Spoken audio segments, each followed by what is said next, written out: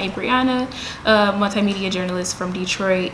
I go to school, and a lot of the academic reading that I do is for class, and I haven't been able to do a lot of recreational reading for a while. And so this year I did a lot of reading, and I just wanted to go over the books that I read and do a quick review. It's going to be more brief than I intended to because I don't have a lot of time to charge my battery, but yes, and this is in no particular order, even though some of them are my favorites. But anyway, so the first book I'm going to talk about is The Art of Online Journalism. Is by Ellington, who is a friend of mine who published, I think this is his first book, and this is the first book that I have a shout out in his acknowledgments. He mentioned me, Bree from the D, which was just so thoughtful.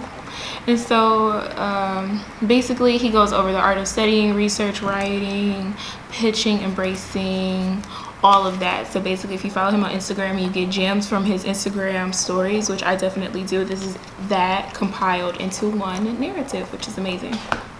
Next, this book I picked up because this year I just wanted to be more knowledgeable about health and nutrition.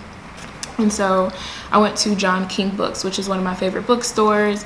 I was looking for something like holistic, Black women health, stuff like that, but picked this up because I was also like, okay, if I can't find that, then I'm gonna just do something on basic nutrition. But I didn't finish this book. I didn't really enjoy it. I got to page like 48 because it's very opinionated, you know what I mean? And if I wanted a nutrition book, I wanted something that's just based on facts. That's like, this is what you need for your body, this is what you don't, as opposed to, you should be a vegetarian. Like, I am, but I don't want that from you.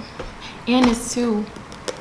And so I was just like, what y'all know about me?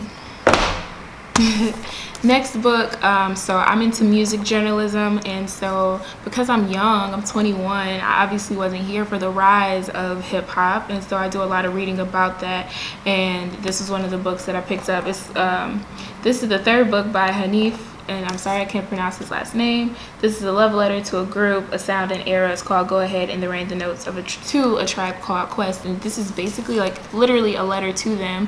He, in the book, talks about the rise and fall of people like Q-Tip and stuff like that, and then his opinion and perspective, which is pretty interesting. I honestly didn't finish it either, but what I did read, I really enjoyed, just, you know, about people's perspective of history and because they were there. So little something that I highlighted, like Q-Tip in his own story, I had a space and freedom and 4 wheels and a map that pointed me to a place that I'd heard of and only imagined. And so I said, take a verse and compare it to a relatable life experience.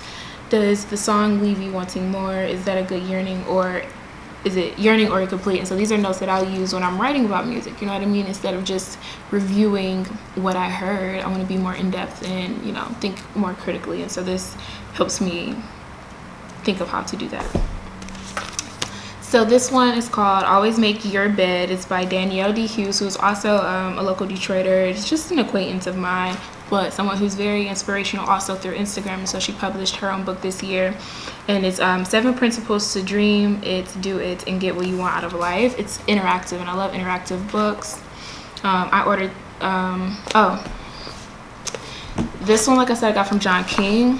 This one I ordered off Amazon because that's the only place it was available, unless I picked it up from him. And this one I also got from a local bookstore called Source Booksellers. And so basically, after like my first book that I bought this year, I really just wanted to shop locally for local bookstores, and just it makes the experience just better. But anyway, back to this. It's very interactive. She has spot for notes, and you know, she asks questions and has prompts and, you know, little points and tips. And so it's not a boring read, you know what I mean? It's not just like, you know, regurgitated information, because there's only so much that you can do for success.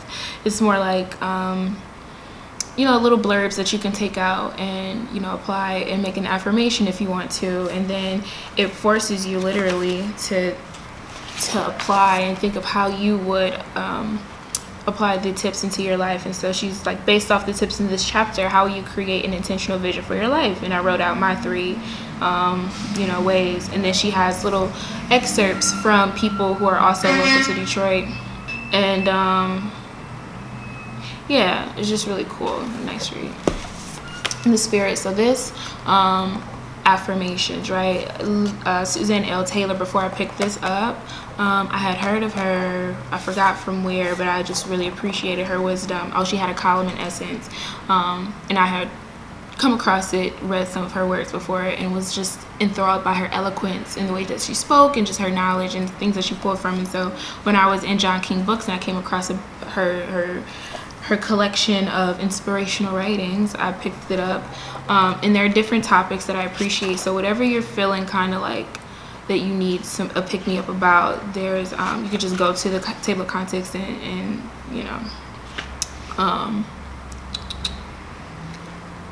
be specific about that.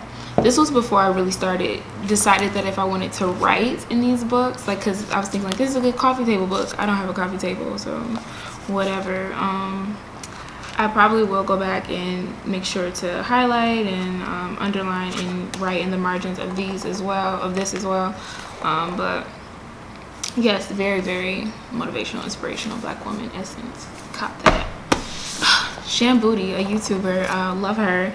Boodram, published her 2nd book, this one called The Game of Desires.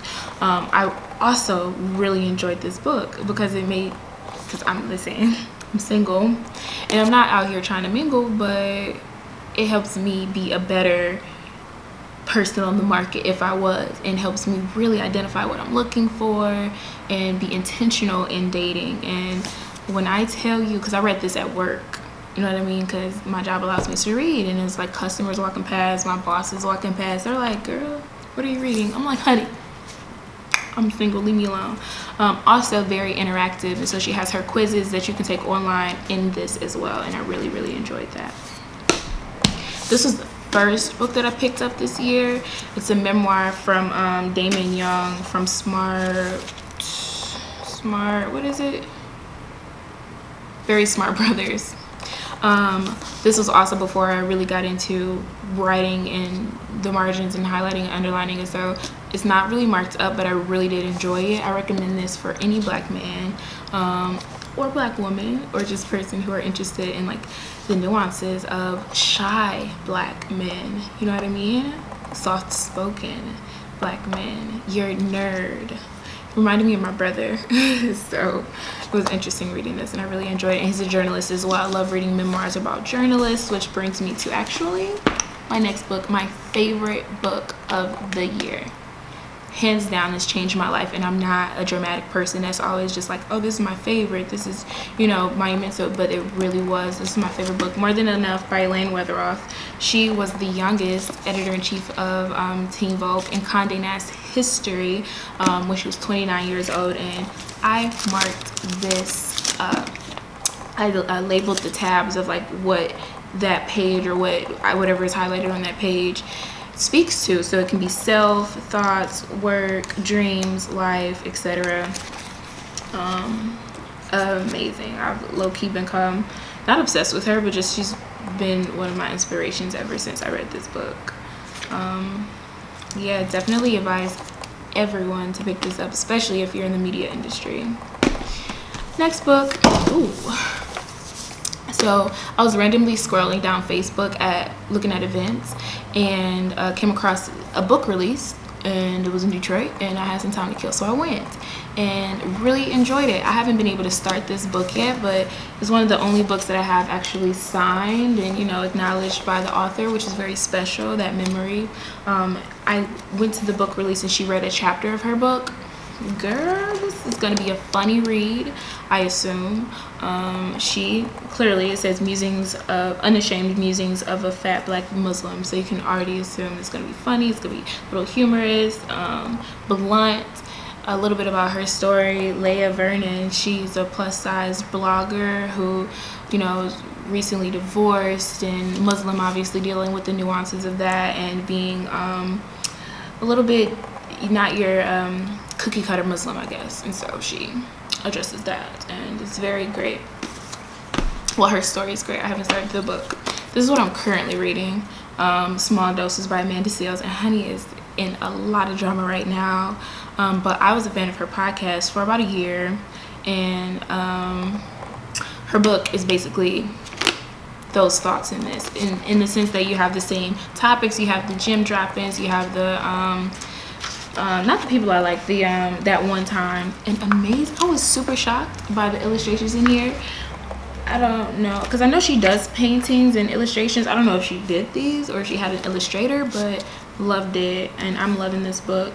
You know, things like this help me think more critically and form my own opinions. Like, it can be hard for me to just sit in a room, a quiet, empty room, and form my own opinions. I have to be challenged in order to think like, oh, I agree, I disagree, and this is why. And so I don't agree with everything that she says, or, you know, I don't have the same perspective. Obviously, she has years on me, but I appreciate her knowledge. And this has high-key helped me with my vocabulary, because she's known for using those words, honey, and I keep a dictionary or my phone clear nearby when I'm reading. And that's another book that I've also marked up a lot, because yeah, I just like to write in books. The rap yearbook, just referencing again the fact that I just needed to catch up, and I want to be aware of hip-hop history. And so this is old, it's from 2014, but I picked it up this year. It basically dates back to, it highlights the #1 song from each year from 1989 to 2014. So it cut off on me, and it's really about to die again. But I just want to wrap this up by mentioning the last few things that I read. The New York Times 1619 Project was amazing. I got to go to the event at the Charles H. Wright Museum in Detroit, and I just feel like if you need to educate yourself about the rise of slavery and its impact on America. Good Day Goals by Randi Rossario.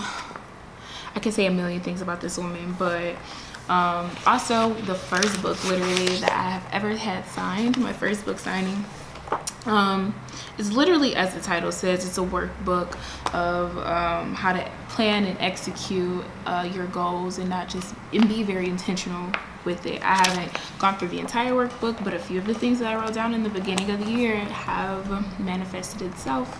I ain't got time to play with y'all. I'm about to finish the last of this on my phone, okay? The last thing is a coloring book. Y'all, dang. Okay, and it's a book, and I only did 2 pages, or 2.5, and what about it? I need to get back into coloring, but it's just also very therapeutic, and it's fun. You need to have some fun. Oh, I'm looking at the wrong lens. Anyway, thank you guys so much for watching. It was really rushed. I didn't want this to be a million years long anyway. Bye. Follow me on Instagram. Catch up with me. Stay with me.